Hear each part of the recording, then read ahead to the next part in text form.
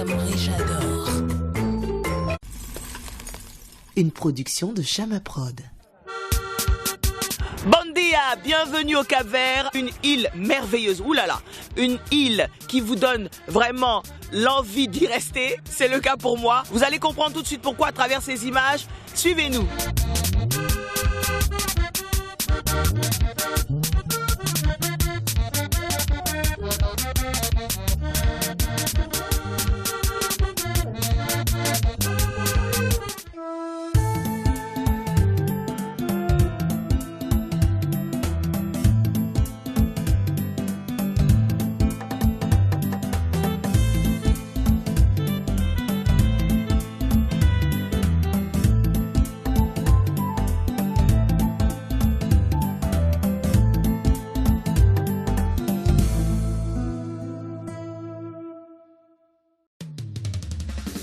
Le Cap-Vert, qui est situé sur le continent africain, est une archipel composée de 10 îles.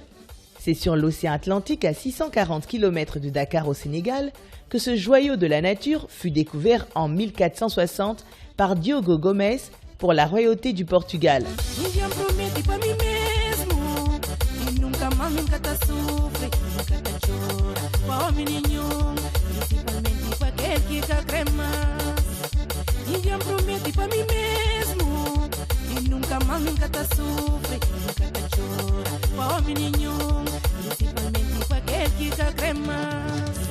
La plus africaine des îles est Santiago, et c'est aussi la plus peuplée puisqu'elle abrite la capitale administrative Praia.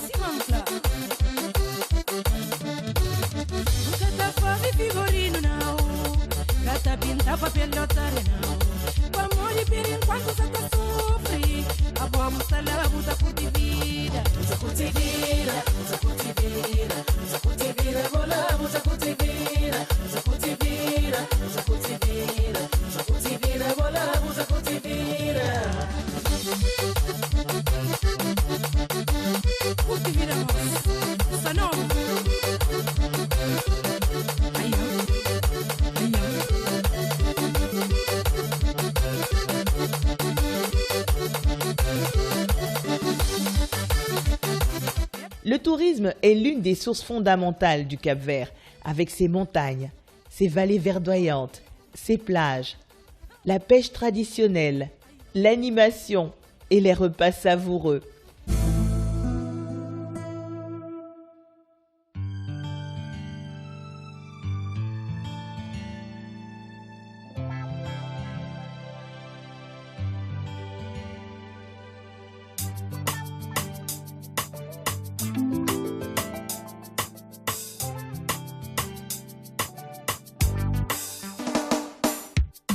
Le Cap-Vert est une destination très recommandée qui suscite la curiosité.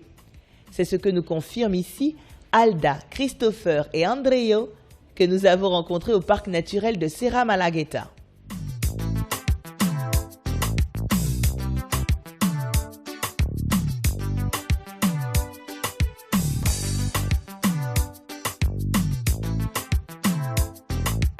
Je voulais découvrir d'autres endroits. Donc je suis venu au Cap-Vert, j'ai été invité par un ami et puis j'ai pu rencontrer un autre ami, Andreo, qui a décidé de me montrer un peu la région, mais pas seulement la région, les coins un peu en dehors du circuit touristique. Oui. Je suis allé chez lui, j'ai vu dans sa famille. Là même on parlait de l'Afrique, on disait qu'il faut vraiment qu'il y ait cette volonté de voyager, mais pas forcément en Europe, mais ici aussi en Afrique. J'ai vu un village spécial là, qui vit un peu retiré du reste des Cap-Verdiens. Tu sais comment ça s'appelle ? La communauté du Revelados. C'est une communauté où les gens vivent dans la maison au palmier, tout ça. Ouais. C'est à côté de la mer, dans le chemin qui va au Tarafal. J'ai trouvé un pays super avec des paysages à couper le souffle. Je visitais 5 îles et je voulais aller à Fogo, c'est pas possible. Donc j'ai quand même vu d'ici des montagnes, on l'aperçoit très bien. Et surtout ce que je voulais dire, c'est que les paysages sont beaux, mais les gens sont d'une gentillesse, accueillants, gentils. Je passe des super vacances. Je repars chez moi en France avec plein d'images, plein la tête et des très bons souvenirs et avec quelques adresses des gens d'ici. Venez rencontrer les gens. N'allez pas dans les grands... Voilà, vous n'êtes pas obligé d'aller dans les grands hôtels. On loge facilement chez l'habitant. On mange très bien, on est très bien reçu et c'est un pays qu'il faut visiter. Au Cap-Vert, les premiers gens qui arrivaient, ils sont arrivés d'Afrique, des ethnies d'Afrique. Après, ils sont introduits à la village de Cidadelle. Donc là-bas, c'est là qu'a commencé la vie au Cap-Vert. Et là-bas, c'est là qu'on avait les premières importations des esclaves. C'est là qu'on avait des premières églises, la première route, tout ça. Et aussi, c'est là qu'on avait le grand commerce des esclavages, des cotons, tout ça. Aussi, après les invasions des pirates, la Cidadelle était détruite et les gens ils sont émigrés par la village, par la site du Praia. C'est là qu'on a la meilleure concentration de gens par moment. Et moi, j'aimerais bien que vous veniez visiter mon pays et découvrir plus des histoires, plus des endroits très jolis.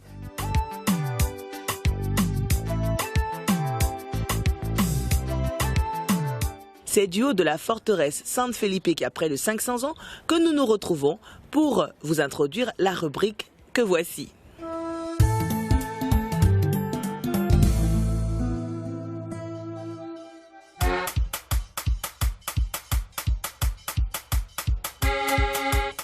Après le parc de Serra Malagueta et sur les conseils avisés de nos 3 amis, nous nous rendons au fort de San Felipe tout en appréciant avec beaucoup d'enthousiasme les villages qui jalonnent notre route.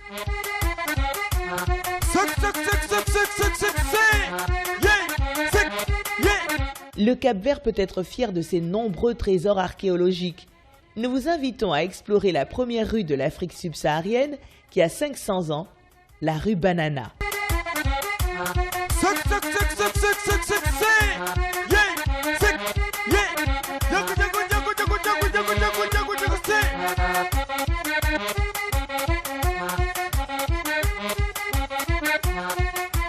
L'église Notre-Dame du Rosaire, qui est la première du Cap-Vert, a été fréquentée par des navigateurs tels que Vasco de Gama sur le chemin de l'Inde, Christophe Colomb durant son 3e voyage aux Amériques.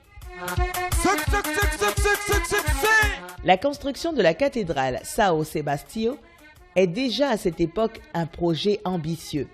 La première cathédrale ouest-africaine est donc construite en 1556 par l'initiative du moine Francisco da Cruz.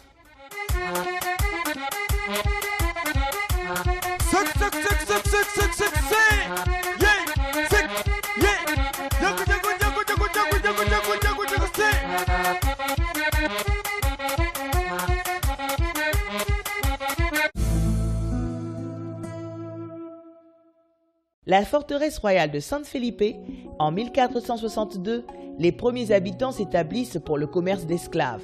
Pour nous raconter la suite de cette histoire, nous retrouvons Celestino Varela. En 1460, Cap-Vert a été découverte par les Portugais. On n'avait aucun qui habitait avant ici, parce que c'est ici qui a commencé l'histoire dans cette région aussi, qui s'appelle Cidadelle aujourd'hui, mais avant c'était qu'une rivière grande, à cause de la vallée qui est là en bas là, qui était avant une rivière, la vallée où il passait l'eau avant.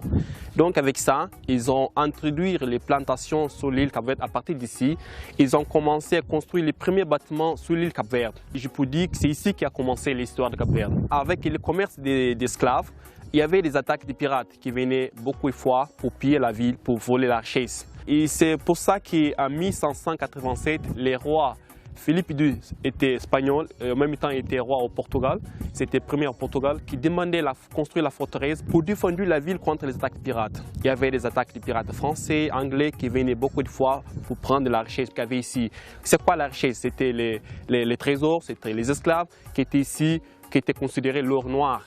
Donc, cette forteresse, elle est située à peu près 120 mètres de hauteur à la position de la mer pour voir bien les arrivées des pirates de la mer.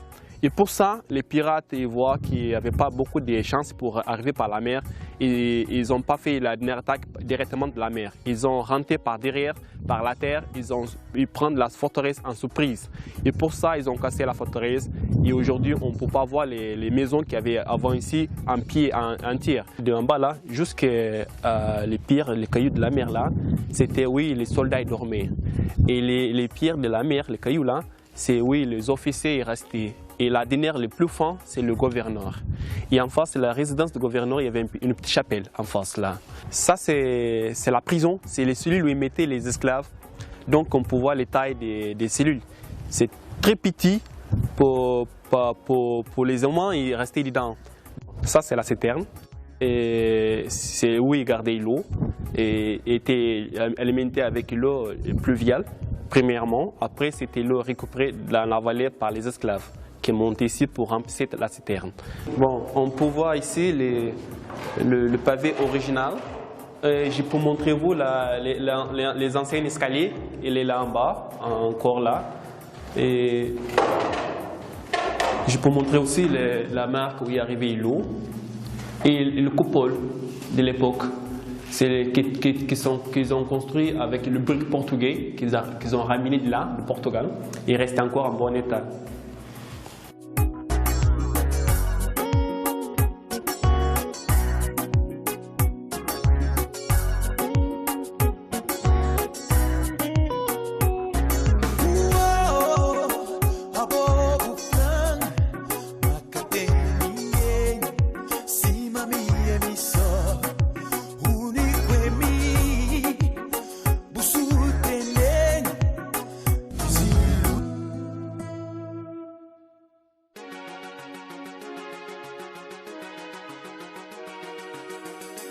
Durant ce périple, nous entendons parler du camp de travail Chaobom de Tarrafal.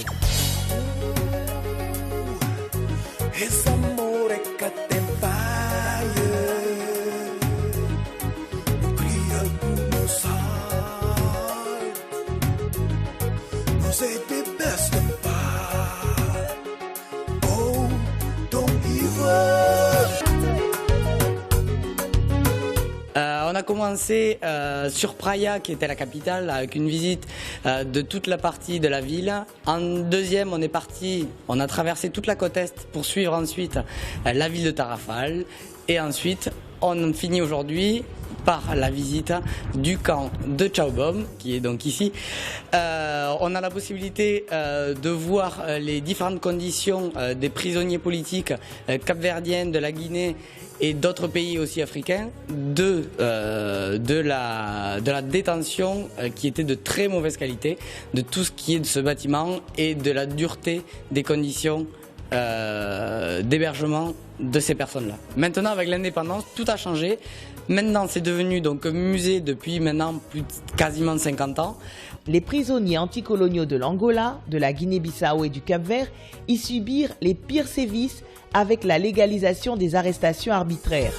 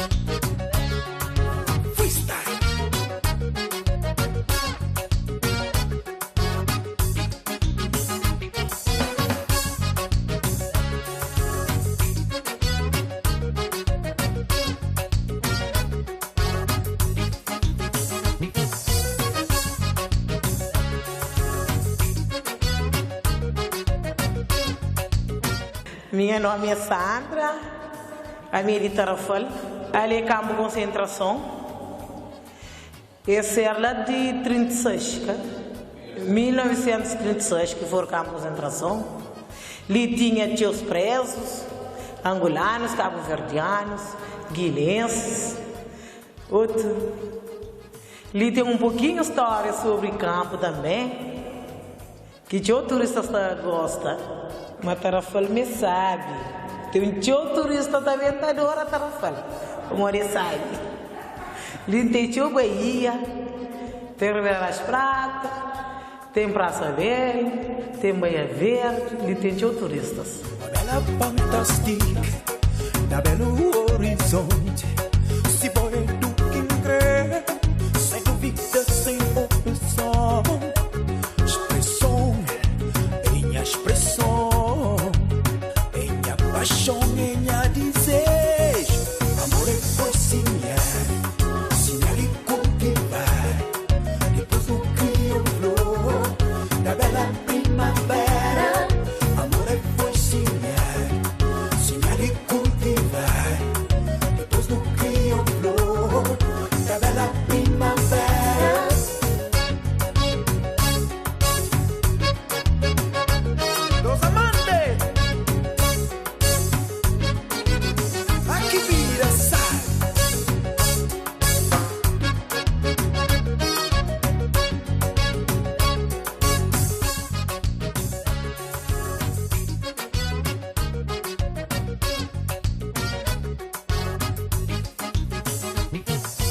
Ce qui m'a plu au Cap-Vert, c'est tout d'abord la gentillesse des locaux avec les étrangers, toujours souriants, toujours prêts à nous rendre service quand on a des difficultés. Et ensuite, ce qui est différent, c'est les paysages. C'est très aride et en même temps, il y a des magnifiques plages. On a tout fait. On a fait de la Sierra Malagueta, des randonnées de 4 heures à la plage de Tarrafal qui est simplement magnifique.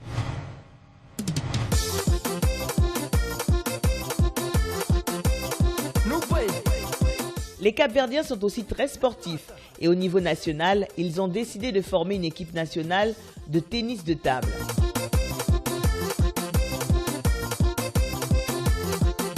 Un projet qui vise également la formation des jeunes, d'où la présence de Leandro Alves de la Fédération internationale de tennis de table. This is the first time in Cape Verde and I am here firstly to deliver a coaching course, level 1.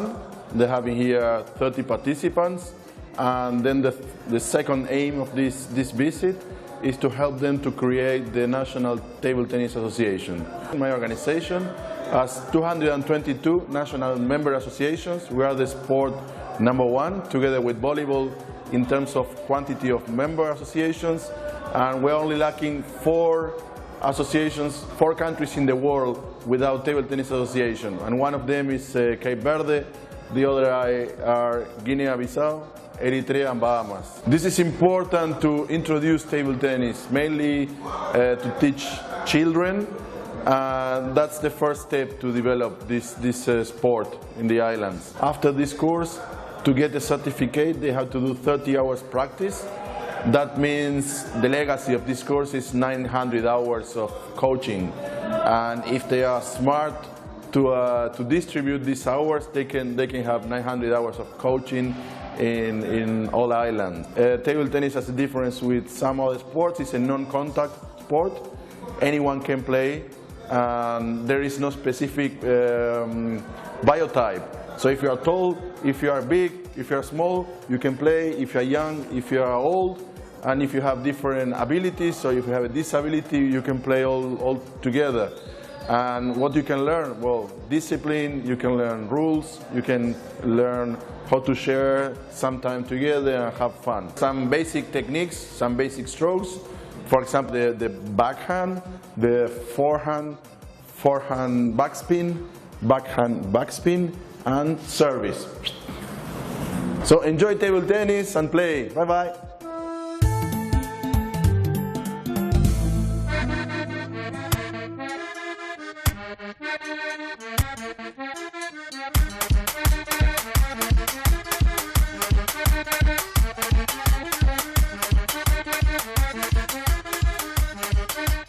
Moi, je suis Seti, j'habite dans les îles Santiago. J'habite dans un village qui s'appelle Ribeira de Barca. Ribeira de Barca, c'est un village pêcheur. Là, c'est un village pêcheur, habite 6000 personnes. Les gens ici vivent au coup de la pêche. Avant, j'ai envie de faire les guides touristiques dans le village parce que c'est un travail que j'aime bien. J'aime bien montrer le tourisme, mon pays, mon village. J'aime bien montrer aux touristes les choses jolies, plus jolies. Maintenant là, moi je suis avec ma barque, c'est grâce à un financement participatif en France. C'est grâce à une fille française qui a fait pour moi un projet en France. Un projet, je pense qu'il y a beaucoup de Français qui connaissent ça, c'est dans le Kiss Kiss Bank Bank. Et là, c'est pour ça que c'est grâce à ça que j'ai ma barque. Ma barque, là, j'y ramène les touristes pour aller jusqu'aux grottes d'Aguabelas. Une oasis s'appelle la Chadalette. C'est une côte très très fantastique, très magnifique aussi. Il y a beaucoup de gens qui viennent ici.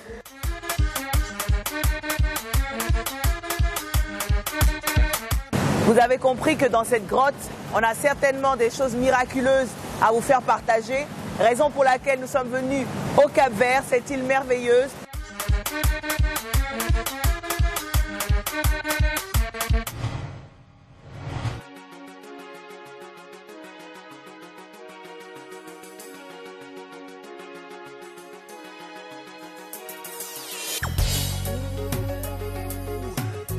Esse amor é que te faia, não cria como sai, não sei te best apart.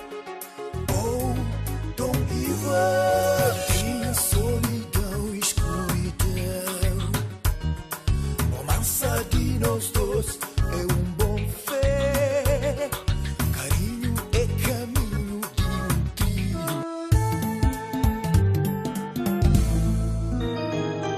Pour vous donner un avant-goût de ce que vous dégusterez au Cap-Vert, voici en images le résultat de notre intrusion au restaurant Le Mirage et Quintal da Música. Miam miam! Teu tempo, a gente tinha ali da espera alguém que te adora assim, paixão é que tá fazendo, perde noção de tudo que é real.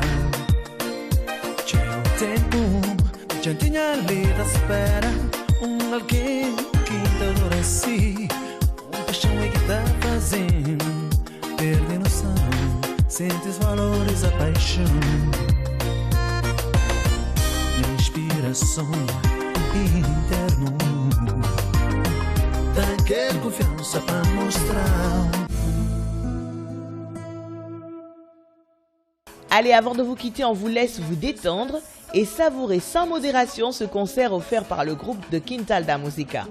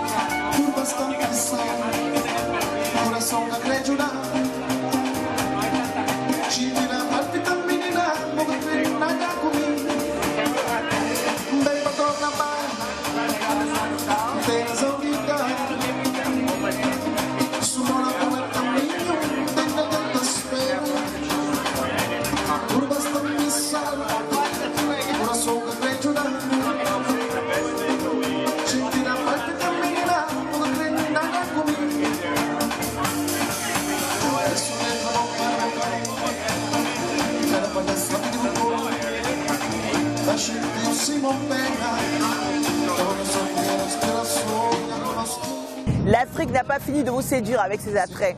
On l'a compris au Cap-Vert, avec cette île merveilleuse, miraculeuse même, et des vrais prodiges. nous irons pour une autre destination dans un autre pays et surtout d'une mer, d'un continent à un autre, il n'y a qu'un pas à faire, celui de la découverte. A bientôt, fini pour Richesse ici. Les glaces à Maurice, j'adore.